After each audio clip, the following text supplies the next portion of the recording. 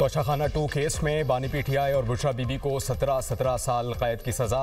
अमानत में खयानत के जुर्म में 10 साल कैद की सज़ा सुनाई गई। इख्तियारात के गलत इस्तेमाल, नाजायज़ माली फ़वाइद के जुर्म में इंसदाद बदउनवानी एक्ट के तहत 7 साल कैद की सज़ा।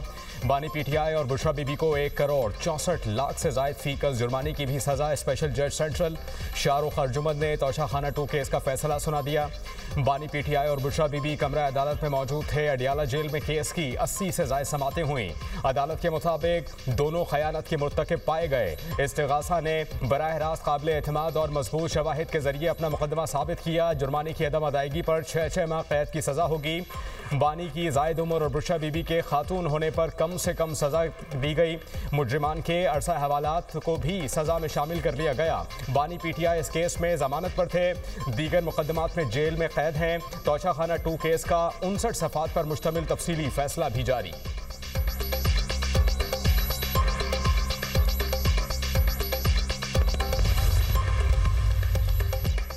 तोशाखाना 2 केस, बानी पीटीआई और बुशरा बीबी को 13 जुलाई 2024 को गिरफ्तार किया गया। दोनों 37 दिन तक अडियाला जेल में नैब की तहवील में रहे।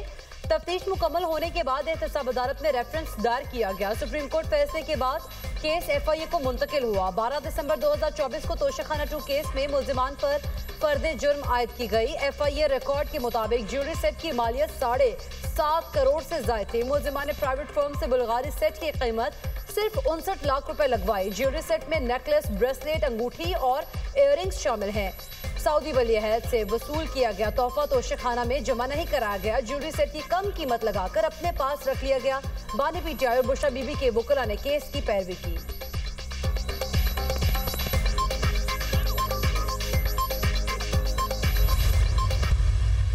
खान साहब कितने लेक्चर देते रहे, लोगों को चोर कहते रहे, डाकू कहते रहे और करप्शन के खिलाफ उन्होंने इतनी जो है वो बात की, लेकिन खुद क्या करते रहे ये आपके सामने है।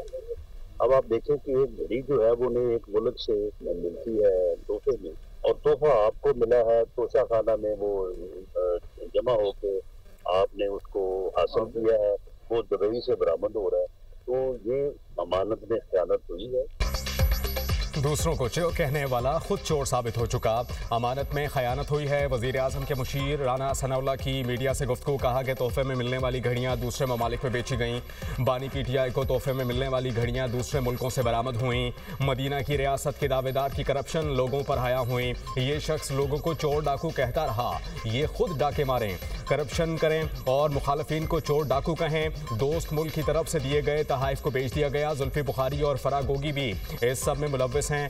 वजीर ममलिकत कानून और इंसाफ बैरिस्टर अखिल मलिक ने कहा कि तोशाखाना 2 केस का फैसला आईन और कानून के मुताबिक है। गवाहान और सबूतों की बुनियाद पर बानी पीटीआई को सजा सुनाई गई। बानी पीटीआई ने तहाइफ तोशाखाना में जमा नहीं कराए, ब्रदर मुल्क से मिलने वाले तोहफे बेच दिए। चोरी साबित हो चुकी। फैसला साबित करता है कि कोई आईन और कानून से बालातर नहीं। बानी पीटीआई ने कौमी खजाने को लूटा। दूसरों पर इल्जाम लगाने वाला खुद रंगे हाथों पकड़ा गया।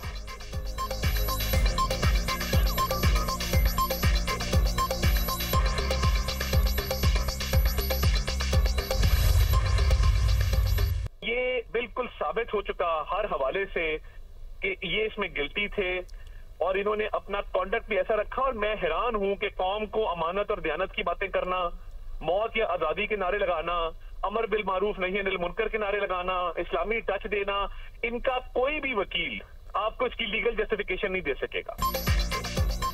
साबित हो चुका ये दोनों मुजरिम थे। पाकिस्तान को दिए गए तोहफे की कीमत कम लगवाई गई। वफाकी वज़ीर इत्तलात अदा तारड़ का फैसले पर रद्द-ए-अमल, कहा ये तहाइफ इनफरादी नहीं थे, उन्होंने फ्रॉड करके जाती फायदा उठाया। ये ओपन एंड शट केस था।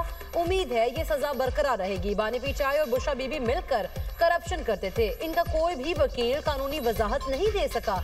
इनके पास कोई जवाब होता तो अदालत में पेश करते। उन्होंने अपनी दौलत बढ़ाने के लिए करप्शन की।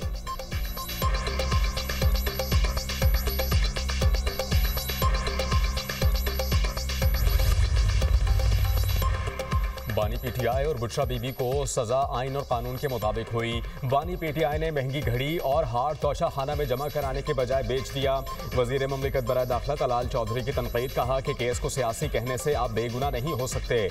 नए सूबे बिल्कुल बनने चाहिए, जहां गवर्नेंस अच्छी नहीं वहां नए सूबे बनने चाहिए। नए सूबों से गवर्नेंस में बेहतरी आएगी।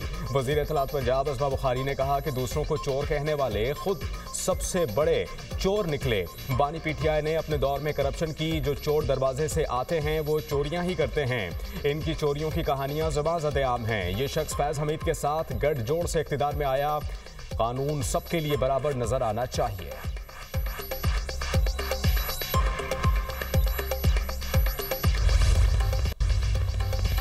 जैसे कहा था, दिसंबर का महीना है और सब कुछ दीवार पर लिखा है। सेनेटर फैसल वावड़ा ने कहा, कान से बहरे और आंख से अंधे जानबूझकर फिर भी नहीं माने।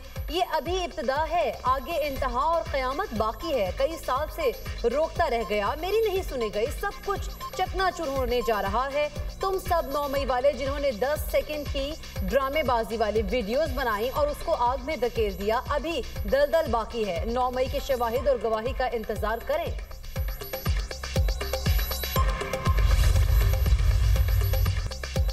पब्लिक सर्वेंट खजाने को नुकसान पहुंचाए तो सजा का मुस्तहिक है। ऐसे नहीं होता, कोई तोहफे को तोशाखाना में जमा ना कराए और वही उसकी वैल्यू लगवाए। कानूनी माहिर शाह खावर ने कहा कि ऐसा करना कानून की सरीहन खिलाफ वर्जी है। माहिर कानून बैरिस्टर हारिस अजमत कहते हैं कि यह अमानत में खयानत का सादा सा केस है।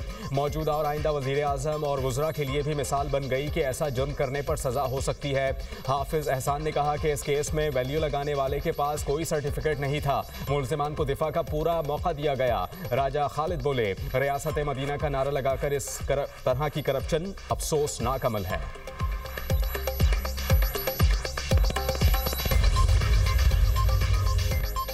जब आइन से मुतसादिम फैसले आए तो जमहूरियत के लिए खाक दुआ करें। अदलिया अपना तहफ़्फ़ुज़ न कर सके तो कानून की अमलदारी कैसे होगी? बैरिस्टर गोहर ने कहा, हम हर चीज़ को बर्दाश्त करते हुए इंतशार की तरफ नहीं गए। उम्मीद है हमारा लीडर एक दिन जेल से बाहर निकलेगा। हमने फसाइयत को रास्ता नहीं देना। बानी पीटीआई अवाम की आज़ादी के लिए जेल में है। कुछ ऐसे लोग हैं जो हमारा रास्ता रोक रहे हैं। जब लीडर रास्ता ना निकालें तो अवाम खुद रास्ता निकालते हैं। असद कैसर बोले, बानी पीटीआई के खिलाफ तोशाखाना 2 केस का फैसला बुखलाहट है। अदालतें इंसाफ फराहम नहीं करेंगी तो कौन करेगा? 8 फरवरी को अवाम के मैंडेट पर डाका डाला गया। अवाम से अपनी लीडरशिप मुंतखब करने का हक छीन लिया गया। हम व्हाइट पेपर जारी करेंगे।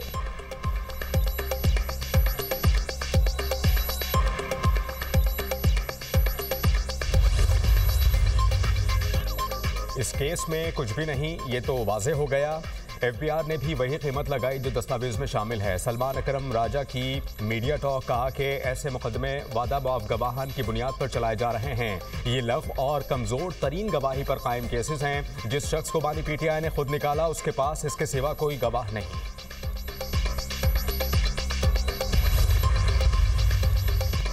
बांग्लादेश में तलबा तहरीक के रहनुमा शरीफ उस्मान हादी को सुपुर्द खाक कर दिया गया। नमाज जनाजा में सरबरा उबूरी हुकूमत डॉक्टर मोहम्मद यूनुस की शिरकत। पार्लियामेंट के बाहर अदा की गई नमाज जनाजा में हजारों अफराद भी शरीक हुए। उस्मान हादी के इंतकाल पर आज बांग्लादेश में यौम सौग है। 12 दिसंबर को ढाका में उस्मान हादी को नकाब पोशों ने सर में गोली मारी थी। 15 दिसंबर को उन्हें इलाज के लिए सिंगापुर मुंतकिल किया गया, जहां वो जानबर न हो सके। गुज़िश्ता रोज उस्मान हादी की मैयत सिंगापुर से ढाका मुंतकिल की गई थी।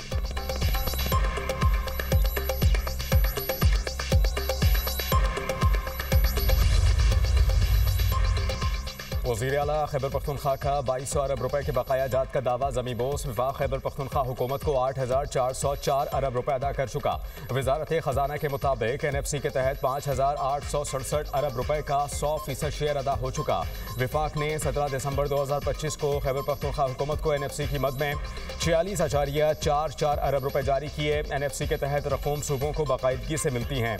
वफाकी तरक्याती प्रोग्राम में KP मनसूबों के लिए 115 अरब रुपए जारी किए गए। BISP के तहत खैबर पख्तूनख्वा हुकूमत में 481.433 अरब रुपए अवाम तक पहुंचे।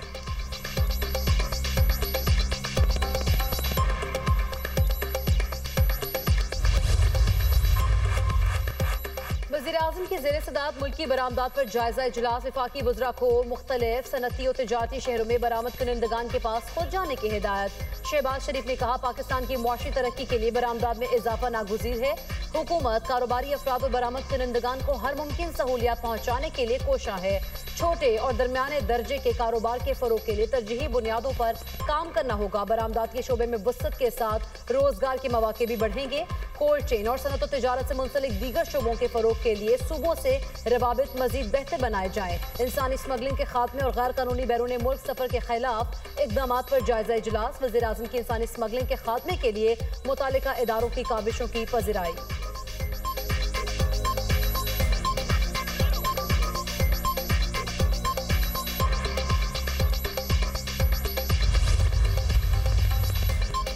नायब वज़ीर आज़म इसहाक डार से ताजिकिस्तान के सफ़ीर की मुलाकात। दो तरफ़ा ताल्लुकात और सरमायाकारी पर तबादला ख्याल। कल्चर वीक के इनेकाद पर ताजिकिस्तान के सफ़ीर का इसहाक डार से इज़हार तशक्कुर। तर्जुमान दफ्तर खारजा के मुताबिक पाकिस्तान और ताजिकिस्तान का तिजारत $500 मिलियन तक बढ़ाने का हदफ। इसहाक डार का निजी शोबों के माबैन करीबी ताउन पर जोर।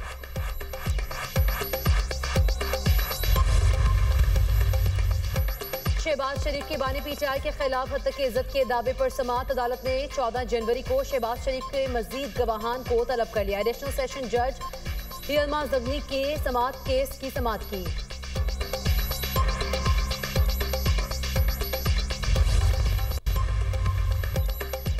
एक्निक ने 11 मनसूबों की मंजूरी दे दी। ट्रांसपोर्ट, मवासलात और माहौलियात शामिल। नायब वज़ीर आज़म इसहाक डार की ज़ेर सदारत कौमी इक़्तिसादी काउंसिल की एग्जीक्यूटिव कमेटी का इजलास।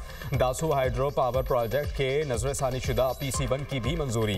एक्निक ने इंजीनियर्स की ट्रेनिंग के लिए पॉलिसी पेपर की भी मंजूरी दे दी। पॉलिसी पेपर्स के तहत हर साल 10,000 तक इंजीनियर्स को तरबियत के मौक़े और तरक्याती मनसूबों में तैनात किया जाएगा। इजलास में वफाकी वज़ीर बराए मनसूबाबंदी सिंध और खैबर पख्तूनख्वा के वज़रा ने शिरकत की।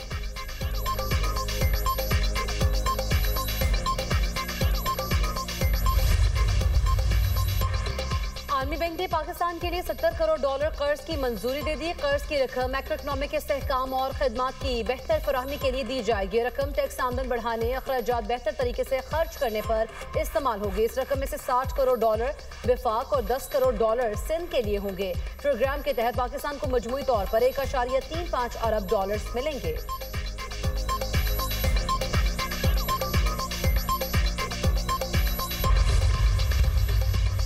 कराची में भत्ताखोरी की लानत ने फिर सर उठा लिया। ताजिरों को बैरून मुल्क से कॉल्स, भत्ते की पर्ची आ रही हैं। MQM रहनुमा डॉक्टर फारूक सत्तार ने कहा कि कराची का अमनो अमान तबाह हो चुका है। करोड़ों रुपए का भत्ता मांगा जा रहा है। आबाद के चेयरमैन ने भत्ताखोरी का इंकशाफ किया। इनकी जानों को खतरा है। गैंग वॉर में शरीक कातिल बैरून मुल्क से धमकियां दे रहे हैं। ये शर्मनाक सूरत हाल है जिससे दुनिया में हमारा इमेज खराब हो रहा है।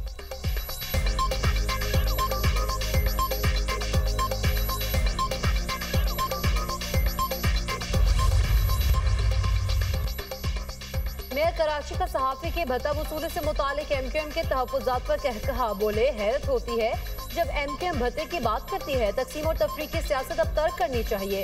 मुनाफिकीन सड़कें ब्लॉक करके तकलीफ अवाम को दे रहे हैं। किसी के कहने पर इस्तीफा नहीं दूंगा।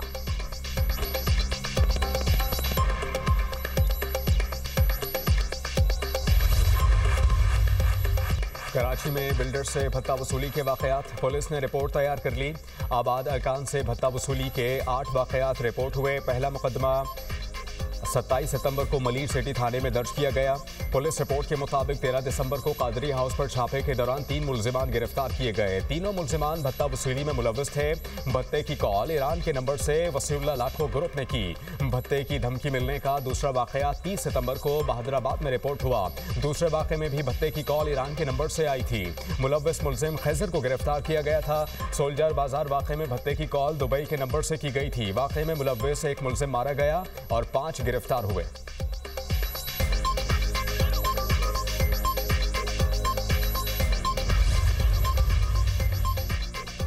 वफाकी वज़ीर दाखिला का मार्गला इनक्लेव प्रोजेक्ट का दौरा। साइट पर जारी तरक्याती कामों का तफसीली जायजा। मोहसिन नकवी ने कहा, मार्गला इनक्लेव प्रोजेक्ट के तरक्याती कामों की रफ्तार को मजीद तेज किया जाए। मंसूबों को जल्द मुकम्मल करने के लिए तमाम वसाइल बुरुकार लाए जा रहे हैं। प्रोजेक्ट्स में खूबसूरत लोकेशन के साथ शहरियों को तमाम मयारी और जदीद सहूलियात फराहम की जा रही हैं।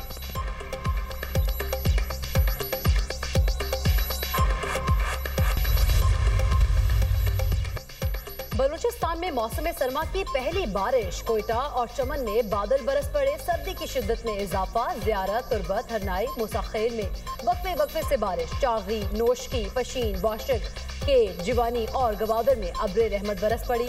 बलूचिस्तान के पहाड़ों पर बर्फबारी का इम्कान। इस्लामाबाद में तेज हवाओं के साथ बारिश की पेशगोई। खिता पोटोहार, मियावाली, भक्कर, नूरपुर, थल और लिया में बारिश मुतवक्के। मरी और गलियात में तेज हवाओं के साथ बारिश और बर्फबारी का इम्कान।